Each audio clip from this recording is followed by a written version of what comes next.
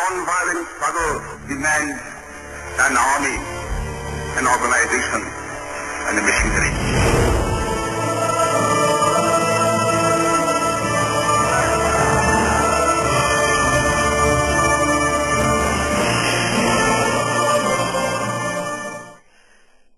खुफिया दस्तावेजों के मुताबिक नेताजी के सोवियत रूस में कैद होने की बात कही जाती थी, लेकिन देश में आजादी के एक दशक बाद इस तरह की खबरें आने लगी कि नेताजी संत बनकर देश में ही गुमनाम जिंदगी जी रहे। Our struggle is no doubt a non-violent struggle, but even a non-violent struggle demands an army, an organization, and a machinery.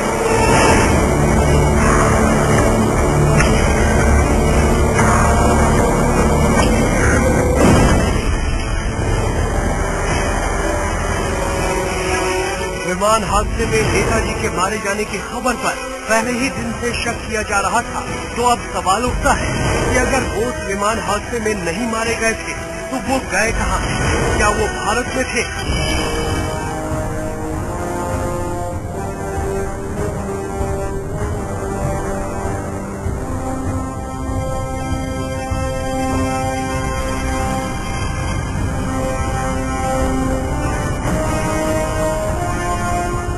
क्या सुभाष चंद्र बोस फैजाबाद में गुमनामी बाबा यानी भगवान जी के रूप में एक गुमनामी की जिंदगी जी रहे थे?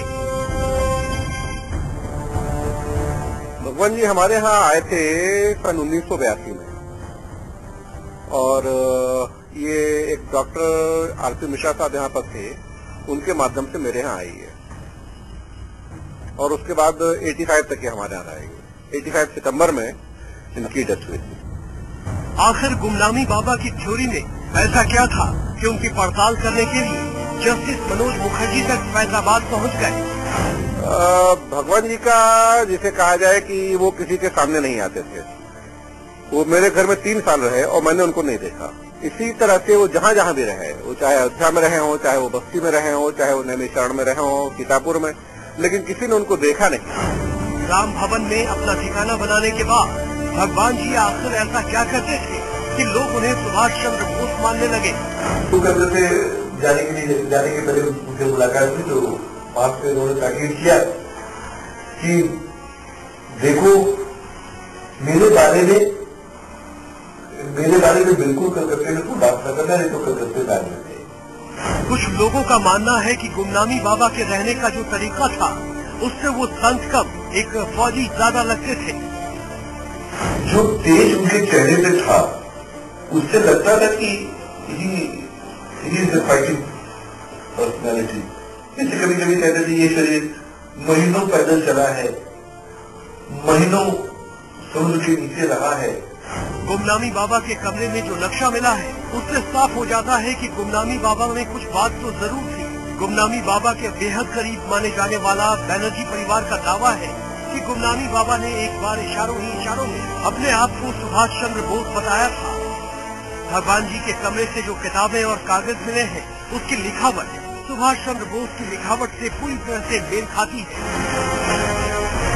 तो क्या भगवान जी ही सुभाष चंद्र बोस थे? इस दावे पर उस वक्त विराम लग गया जब गुमनामी बाबा और बोस की डीएनए जांच अलग अलग पाई गई।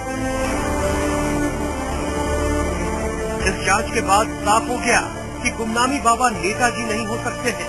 तो आखिर सुभाष चंद्र बोस का रहस्य क्या है? क्या हम कभी जान पाएंगे कि आखिर 18 अगस्त 1945 को नेताजी के साथ हुआ क्या था?